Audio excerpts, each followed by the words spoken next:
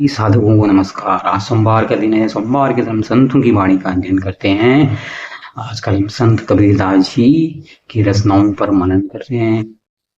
जिस तरह वो घूमे हैं संतों के साथ, उनने अपना तारतम्य बना के रखा, उनकी संगत में वो रहे, उनने प्रकृति का बड़े अच्छे ढंग से अवलोकन किया। नदी, झरने, पानी, मछली, जल के प्राणी, पक्षी, जानवर, सब का उन्होंने बड़ा बारीक से अनुभव किया, उनके जीवन को देखा और उसके बाद उन्होंने जो रचनाएं दी हैं वो उपनिषद से ही आगे मिलती है। आइए हम शुरू करते हैं आज के उनके दोहे। मैमता अविगत रता अकल्प आता जीत, राम अमली माता रहे, जीवन मुक्ति अतीति। इसका भावार्थ है कि प्रभु भक्ति रस में मदमक साधक ब्रह्म की प्राप्ति में डूबा रहता है। वो निर्भय भाव से संकल्प रहित हो सांसारिक आकर्षणों को जीत लेता है।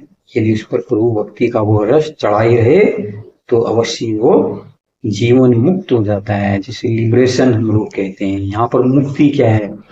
जो हमारे अंदर कामनाएं उठती हैं, जो हमारे अंदर इच्छाएं उठती हैं, ये इच्छाएं अनवरत हो जाती हैं। ये इंद्रियों गत सारी जितने विषय हैं, इंद्रिय विषयों से उठती हैं, इच्छाएं उठती हैं और इंद्रियां उनको पूरी करने के लिए विषयों की ओर आकर्षित करती हैं। और मन क्या होता है? फिर इंद्रियों से प्रभावित होता है। उस मन को क्या करना है? यहाँ पर जो मन आपने प्रभु की भक्ति में लगा दिया, क्योंकि मन तो भटकता रहता है, कहते हैं ना मन चंचल है। उस मन चंचल मन को संयमित करके फिर अब आपने प्रभु की भक्ति में निमग्न करना है। जब एक बार मन वहां लग गया, जैसे कई बार कहते हैं ना 21 दिन तक किसी चीज का प्रयास करो। अपने आप को संयमित करने के लिए कम से कम 20-21 दिन का अगर आप प्रयास करोगे तो आप जो गलत काम कर रहे हो, गलत व्यसन आपको लगे हैं, वो सारे आप छोड़ सकते हो। कम से कम 21 दिन के लिए आपको अपने अंदर को एक अच्छा गुण डेवलप करना है। अगर ऐसे ही 21 दिन तक भी आप लगातार प्रभु की भक्ति में रहते हो तो फिर आपको धीरे धीरे धीरे धीरे अपने अंदर आप उतर चले जाओगे। बाहर की चीजें आपको आकर्षित नहीं करेंगी। फिर आप भक्ति में इतना निमग्न हो जाओगे, इतना डूब जाओगे, फिर आपको रस आने लगेगा। वो कह रहे हैं कि जब रस आने लग जाएगा तो फिर तो मुक्ति निश्चित है। क्योंकि मृत्यु क्या है? जन्म मरण क्या है जो बार बार कहते हैं, बार बार इस चक्र से फंसोगे। क्योंकि मरते दम तक कामनाएं रहती हैं। कोई बुढ़ा भी होता है, प्रॉपर्टी बांट रहा है, यार ये होगा, अब मेरे जाने के बाद इस प्रॉपर्टी का क्या होगा, ये होगा, वो होगा। लेकिन जब वो भगवान की भक्ति में डूब जाता है, गहरे डूब जाता है, फिर वो नहीं देखता मेरे बच्चे मेरा क्या करेंगे, मेरे बच्चों के बाद मेरे बच्चों का क्या होगा, मेरी प्रॉपर्टी का क्या होगा। वो कामना रहित हो जाता है। जब एक बार जीवन कामना रहित हो गया तो समझ लो वही मुक्ति है। मुक्ति कोई अलग चीज ऐसा नहीं है वहां आपको अलग ही सोना चांदी हीरा जड़ा चीजें मिल जाएंगी।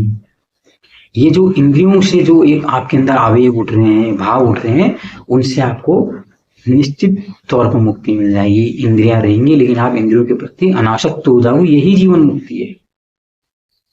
दूसरा है जी सर घड़ा न डूबता अब मैंगल मली नहाय, देवल बूढ़ा कलश सो पंथी तिसाई जाय। जी सर घड़ा न डूबता अब मैंगल मली नहाय, देवल बूढ़ा कलश सो पंथी तिसाई जाय। इसका जो अर्थ कहा गया है, यहाँ पर मैंगल माने है हाथी, मदमस्त हाथी को निकाला। जिस दिल रूपी सरोवर में, हृदय रूपी सरोवर में प्रेम, प्रभु प्रेम जल इतना थोड़ा सा उतला था कि मन रूपी घट भी नहीं डूबता था, अर्थात मन भी वहां आनंद नहीं पाता था। वही अब प्रभु भक्ति के जल के बढ़ जाने से प्रभु प्रेम का मस्त साधक वहां मल मल कर स्नान कर रहा है। अर्थात उस जल में स्नान करने से उज्जवल से उज्जवल होता जा रहा है, निखरता जा रहा है। अब तो वहां अथाह जल है जिसमें दिवाली की चोटी तक डूब गया। अर्थात संसार अपने समस्त आप माया जन्य आकर्षण रहित साधक की दृष्टि से त्रोहित हो गया है, किंतु आत्मा रूपी पक्षी अभी भी प्रभु प्रेम जल की ओर अधिक से अधिक प्राप्ति के लिए प्रसिद्ध है।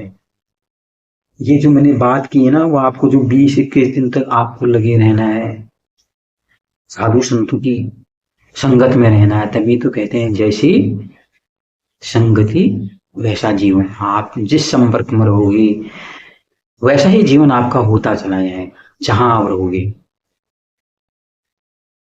एक तोते की कहानी आपने सुनी कि राजा ने एक दो तोते लिए। एक बार उसने कहा कि मुझे, उसने कहा एक तोता 5 रुपए का, एक तोता 100 रुपए का। राजा पहले 5 रुपए का तोता ले गया, देखा तो अगले दिन वो गाली गाली दे रहा सवेरे उठ के। फिर राजा ने वो तोता लौटा दिया, बोला ये मुझे तोता दे दो। 100 रुपये वाला दिया तो 100 रुपये वाला तोता ले गया, तो सवेरे वो मधुर मधुर प्रभु के भजन गाने लगा, राम नाम सुनाने लगा। राजा बड़ा खुश हुआ, बोला अरे तो मेरा दिन बड़ा शुरू हो गया।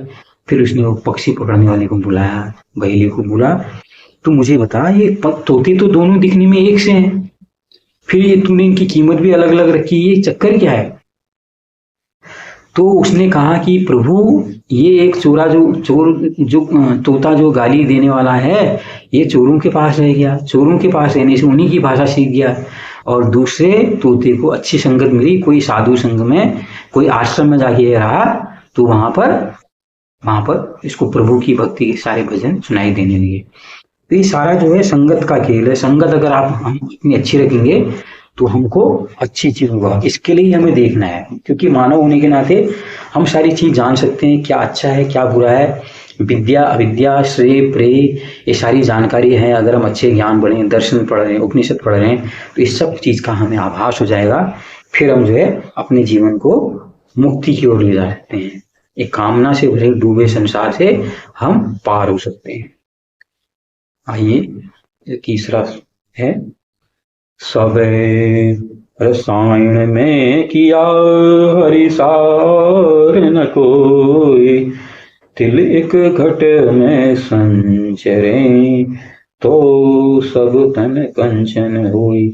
सबे रसायन में किया हरि सार न कोई, तिल एक घट में संचरे ताऊ सब तन कंचन होई। संत कबीरदास जी कहते हैं कि जितने भी रस हैं, आनंद हैं, उस सब का मैंने रसास्वादन कर लिया है, उनको सब मैंने पी लिया है, किंतु प्रभु प्रेम रस के समान कोई और रस इतना ज्यादा प्रिय नहीं, इतना मधुर नहीं है। यदि इस प्रभु भक्ति रस का तिल लेस मात्र भी हृदय रूपी घट में संचरित हो जाए तो शरीर अमर बन जाए, स्वर्ण बन जाए, संपूर्ण शरीर पाप से मुक्त हो जाए और स्वर्ण के समान सुंदर हो जाए, शुद्ध हो जाए, ऐसा कबीरदास जी कह रहे हैं। तो यहाँ पर उन्हें प्रभु भक्ति जिस चीज का आभास हो गया, उनको कहीं ना कहीं इस चीज की अनुभूति हुई होगी ना, क्योंकि आत्मज्ञान जिसको प्राप्त हो गया।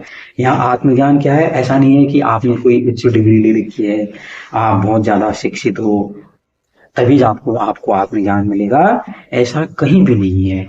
आत्मज्ञान आप साधु संतों की संगत में ले सकते हो, अच्छे ग्रंथों के साथ में ले सकते हो, जो अच्छी बातें कर रहे हैं अच्छे समाज के साथ में ले सकते हो।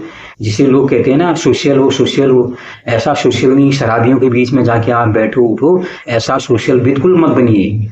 ऐसे लोगों के साथ बैठिए जो साधु संघ की बात करो, जीवन चर्चा पर बात करते हो, जो दर्शन पे बात करते हो, उनके साथ सामाजिक बनिए, निश्चित तौर पर बनिए। ऐसे लोगों के साथ सामाजिक बनोगे तो ऐसे लोग खुद भी मुक्त होंगे और आपको भी मुक्ति का वो साधन बनेंगे। जो अंतिम है उसको भी अब हम पढ़ लेते हैं। इसका जो अंतिम दुआ है, अमृत बरसे हीरा निपजे, घटा पड़े टकसाल, कबीर झुलाया पार को, अनबे उतरिया पार। अमृत बरसे हीरा निपजे, घटा पड़े टकसाल, कबीर झूला भया पार को, अनबे उतरिया पार। संत कबीरदास जी कह रहे हैं कि जिसने ईश्वर को पा लिया, जो ईश्वर पाने का जो सुख है ना, उसका वर्णन करते हुए कह रहे हैं कि वहां पर प्रभु की संगत में बता रहे हैं वो, जिसको प्रभु का आभास हो गया, मिल गया, उसके लिए कह रहे हैं वहां अमृत लगातार निरंतर प्रवाहित होता रहता है और ज्ञान के मोती वहां पर लगातार उत्पन्न होते रहते हैं और एक अनहद नाद वहां पर बजता रहता है, हमेशा बिल्कुल मधुर संगीत बिल्कुल वो बजता रहता है। तो कह रहे हैं प्रभु की चाह में, प्रभु की जो जो दर्शन कर लिए उसकी वजह से कबीर जुलाहा भी उस प्रभु रूपी हीरे का पारखी हो गया है और इस संसार सागर से निर्भीक होकर पार हो गया, अर्थात उसने मोक्ष प्राप्त कर लिया है। यहाँ पर कितनी बढ़िया उन्होंने बात की है। यहाँ पर अपने को उन्होंने दूसरे पे उंगली उठाई, अपने को रख के कह रहे जब मेरा जैसा जुलाहा प्रभु को परख सकता है, प्रभु को परखने की उसके अंदर क्षमता आ चुकी है, तो संसार का कोई भी आदमी परख सकता है। कई लोग कहते हैं अरे बाबूजी मैं गरीब हूँ, मैं मजदूर हूँ, मुझे प्रभु कहाँ से मिलेगा। नहीं, संत कबीरदास जी कहते हैं उसके लिए अपने भीतर उतरना पड़ता है, अच्छे लोगों की संगत करनी पड़ती है, अच्छी वाणी सुननी पड़ती है। साधु संगतों के बीच में रहोगे तो वहां पर अच्छी बात सुनोगे। जैसे मैंने आपको वो तोतों का दृष्टांत दिया था, एक तोता चोरों के बीच चला गया, एक साधु संतों के बीच चला गया, तो जीवन इसी से धन्य हो जाता है। लेकिन हम लोग क्या है, सोशल मीडिया से प्रभावित है, वहां पर रील भी हम देख रहे हैं तो हमारी उलझुल सी रील हम देख रहे हैं, उसी को हम लोग वायरल कर रहे हैं, अपने व्हाट्सएप से आगे आगे हम उसको फॉरवर्ड कर रहे हैं। और यही चीजें हमारे दिमाग में प्रभावित कर सकती हैं, हमारे मन को तो कुछ भी प्रभावित कर सकता है। जब हम अच्छी ओर जाएंगे तो हमारा मन वहां भी प्रभावित होने लगेगा, क्योंकि जो संसार के बनाए हुए जो नियम कानून है उसकी वजह से थोड़ा मन जो है गलतियों की ओर, जो पाप वगैरह है उसकी ओर जल्दी प्रवृत्त हो जाता है। जो अच्छे काम है, जो नेक काम है, जो प्रभु प्राप्ति के काम है, वहां पर आदमी एकदम नहीं जाता। लोग भी ये कहते हैं अरे यार ये उम्र थोड़ी है गीता पढ़ने की, कोई उम्र थोड़ी उपनिषद पढ़ने की। लेकिन ये ग्रंथ तो जीवन खोल देने वाले हैं, जिसने अगर ये पढ़ लिए तो उसको तो फिर उसकी मुक्ति तय है। तो इसलिए सारी चीजें वो कहते हैं। देखो जब मैं प्रभु की तलाश में गया तो मुझे पता लगा, धीरे धीरे साधु संगों से मुझे पता लगा यार प्रभु कैसे मिलते हैं। तो कहते हैं संगत का मुझे इतना असर हो गया कि अब मैं भी प्रभु का पारखी।